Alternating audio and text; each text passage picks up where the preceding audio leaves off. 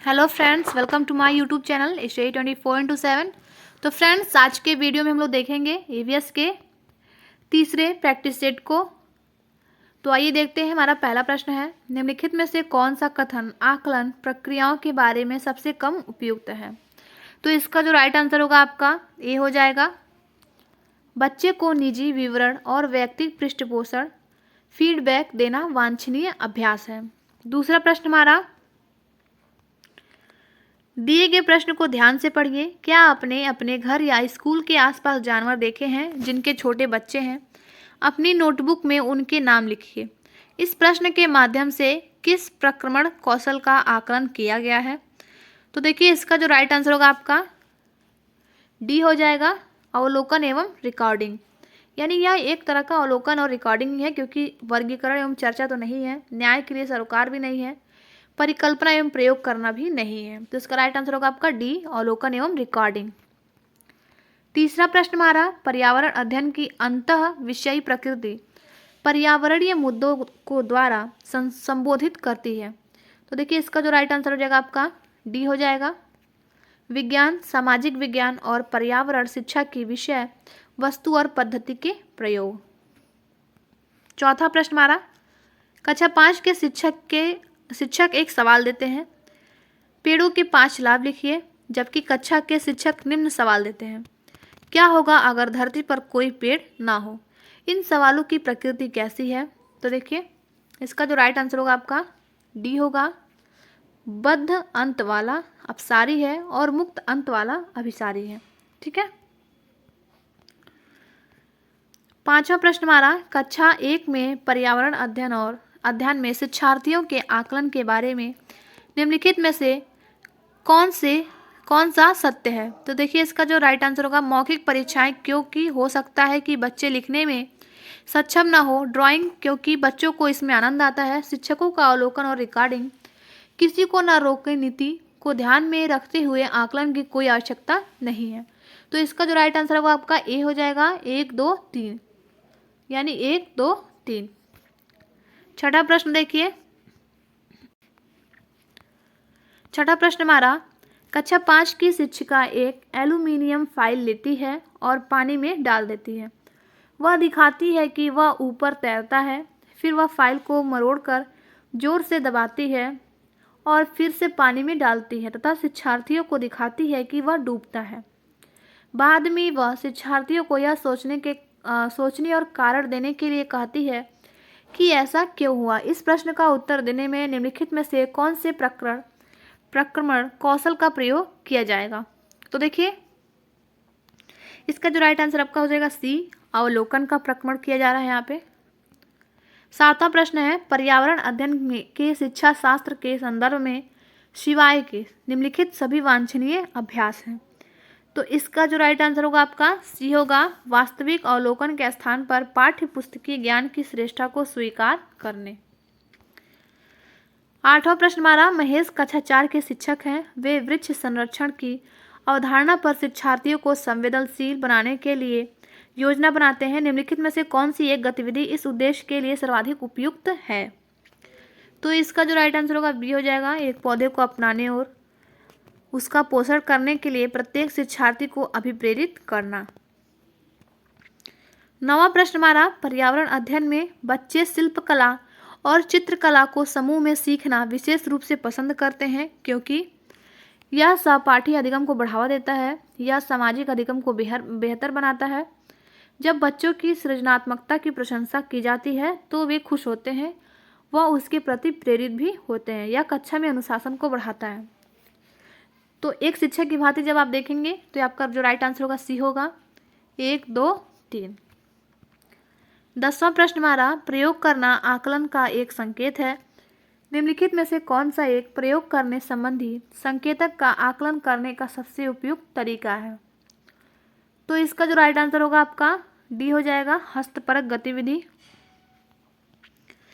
11वां प्रश्न है, प्राथमिक कक्षाओं में शिक्षार्थियों के पास अनेक प्रकरणों में अनेक वैकल्पिक अवधारणाएं होती हैं, जैसे सजीव, निर्जीव, जल चक्र, पौधे आदि। इन वैकल्पिक अवधारणाओं के स्रोत हो सकते हैं परिवार एवं समुदाय, पाठ्य पुस्तकें एवं अन्य पुस्तकें, शिक्षक, कहानियाँ एवं कविताएं।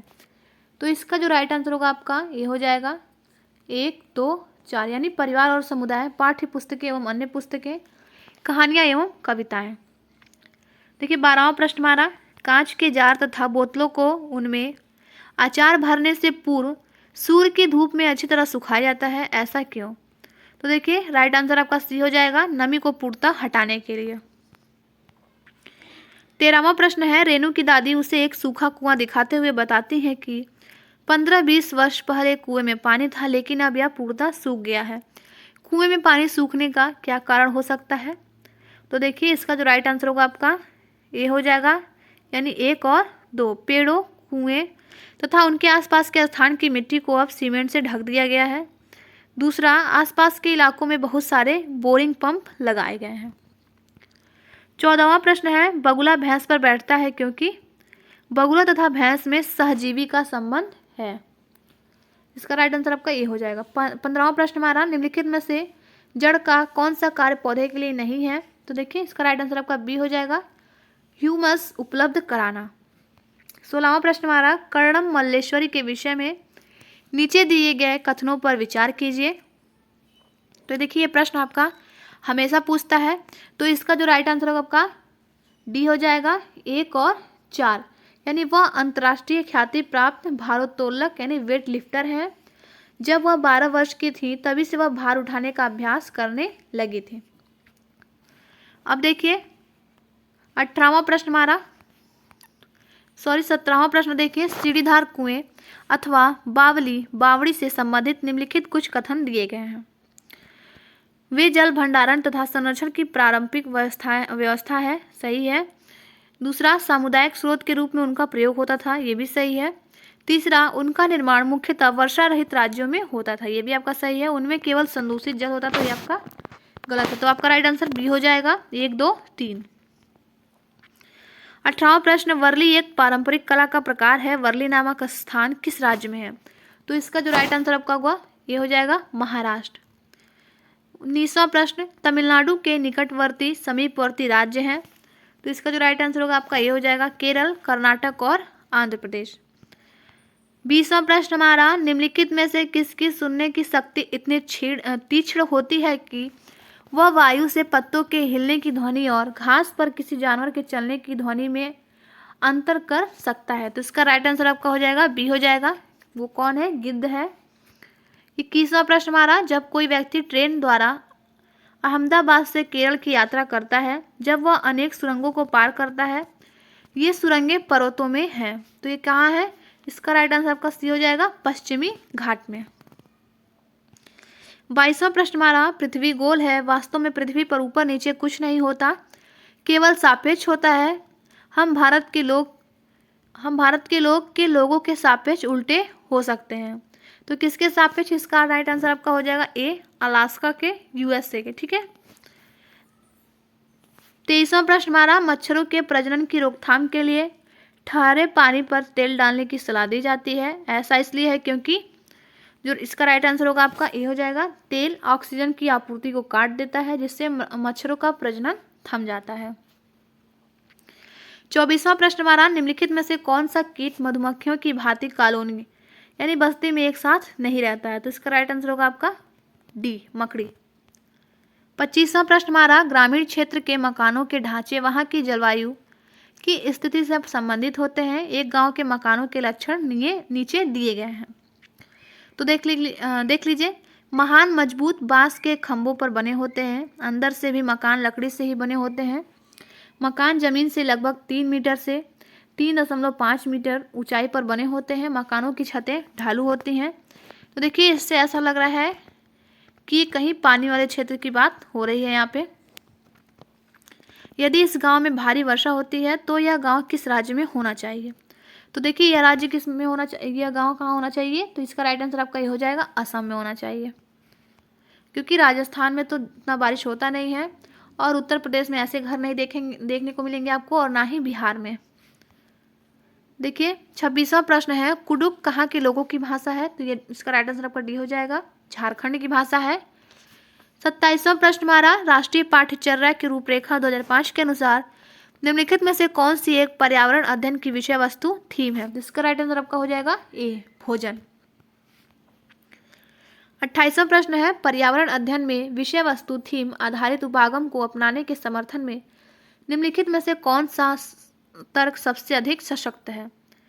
तो देखिए इसका जो राइट आंसर है आपका वह डी है। यह विषय सीमाओं को नरम बनाने और संपूर्णता में ज्ञान को प्राप्त करने में मदद करता है। 29वां प्रश्न हमारा, प्राथमिक कक्षाओं में पर्यावरण अध्ययन को सीखने में कहानियाँ एक महत्वपूर्ण पहलू है। पर्यावरण अध्ययन के कक्ष में कहानी सुनाने के लिए निम्नलिखित में से कौन सा सबसे कम उपयुक्त कारण है? तो देखिए इसमें जो राइट आंसर होगा आपका डी हो जाएगा। कहानियाँ पर्यावरण अध्ययन अवधारणाओं से संबंध जोड़ने के लिए संदर्भ उपलब्ध कराते हैं। 30वां प्रश्न हमारा, पर्यावरण अध्ययन पाठ्य पुस्तक की विषय वस्तु में क्या देखिए परिभाषाओं और व्याख्यानों को दूर रखा जाना चाहिए, रटकर सीखने को हतोत्साहित करना चाहिए, बच्चे को प्रश्न करने के लिए खोजने का मौका मिलना चाहिए, बच्चे को केवल लिखित जानकारी ही दी जानी चाहिए। तो इसका जो राइट आंसर होगा आपका सी होगा, केवल 3, बच्चे को प्रश्न करने और खोजने का मौका मिलना चाहिए। तो फ्रेंड्स अगर वीडियो अच्छा लगे तो लाइक करें, शेयर करें और हमारे चैनल को सब्सक्राइब करें। मिलते हैं फ्रेंड्स नेक्स्ट वीडियो में। Thank you.